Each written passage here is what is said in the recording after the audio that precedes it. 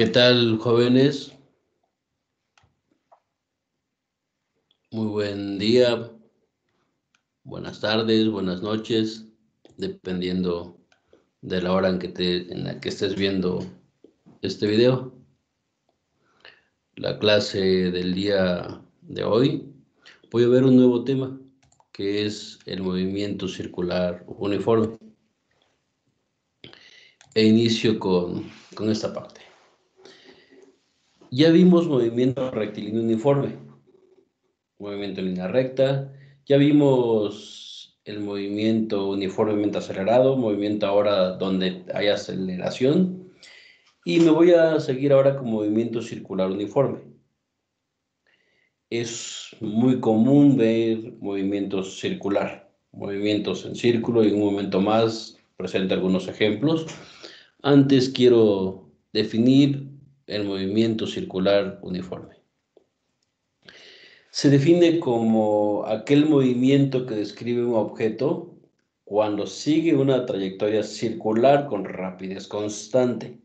Rapidez constante, no velocidad constante. Por ejemplo, en este caso tengo un coche que se va moviendo en una curva a una rapidez constante. ¿Por qué digo que la velocidad no es constante? Lo digo por la siguiente razón. Por ejemplo, si me muevo en una trayectoria circular en este coche, eh, cuando está en el punto 1, lo voy a llamar, aquí está en el punto 1, va a 60 kilómetros por hora, la dirección es noroeste. Cuando está en el punto número 2, lo voy a llamar aquí al punto número 2, sigue a 60 kilómetros por hora, pero ahora la dirección es oeste. Cuando está en el punto número 3, en la curva, sigue a 60 kilómetros por hora, pero ahora la dirección es al sur.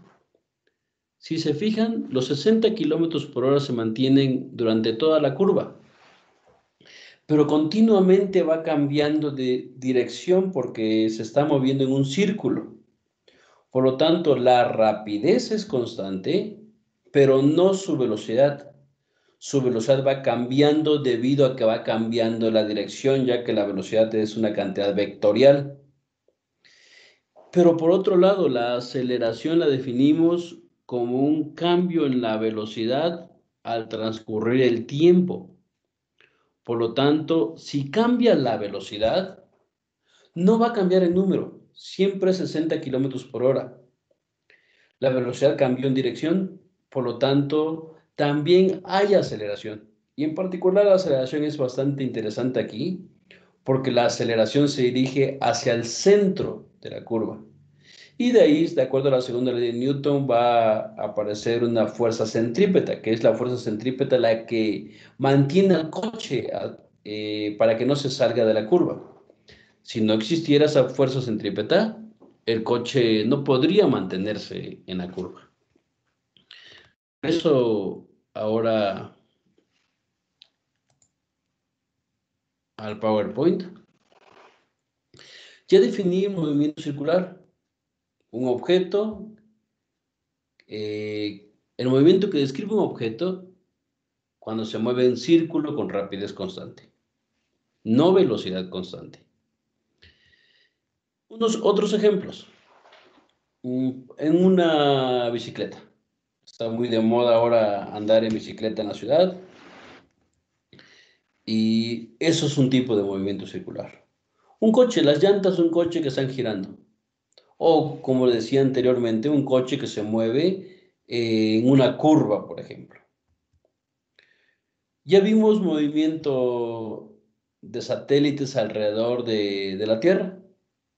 Aquí, por ejemplo, les pongo ese satélite en una trayectoria circular. El coche en una curva, como les mencionaba, es otro ejemplo de un movimiento circular. Un péndulo que oscila es otro ejemplo parcialmente de movimiento circular. No es una vuelta completa, pero se mueve por ratos en una trayectoria circular. Y también el coche.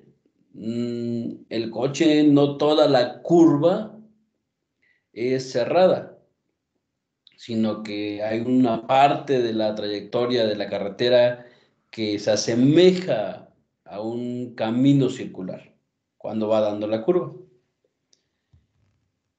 Y ahora voy a la siguiente parte. Magnitudes del movimiento circular. En este video solamente voy a centrar en dos magnitudes: el periodo de oscilación y la frecuencia. Defino. El periodo es el tiempo que tarda un cuerpo en dar una vuelta completa. Su unidad es el segundo o ciclos por segundo. Matemáticamente se define como el tiempo entre el número de vueltas. Y más adelante voy a dar unos ejemplos de cómo sacar esta parte.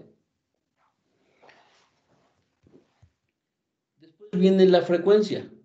La frecuencia es el número de vueltas que realiza un cuerpo por unidad de tiempo. Generalmente es el segundo. Es el número de vueltas que realiza un cuerpo en un segundo. Su unidad es el hertz o es 1 entre segundo. Matemáticamente es el número de vueltas entre el tiempo. Observen esto. Vean al periodo, lo definí como el tiempo entre el número de vueltas. Tiempo que tarda un cuerpo en dar una vuelta completa entre el número de vueltas. Y en cambio, la frecuencia la definí de manera contraria, número de vueltas entre el tiempo. Vean, tiempo entre el número de vueltas con respecto al periodo y la frecuencia, número de vueltas entre el tiempo. O sea, son funciones inversas. Si yo multiplico entonces la frecuencia por el periodo, me tiene que dar exactamente igual a 1. Esa es lo que nos dice esta diapositiva, que mientras mayor sea la frecuencia, menor es el valor del periodo. ¿Ok? Mientras más rápido gira un objeto, tarda menos tiempo en dar una vuelta completa. En pocas palabras, es lo que nos está diciendo esta relación. Hasta aquí este video, y ahí en el siguiente video veo este problema. Detengo esta primera parte de la grabación.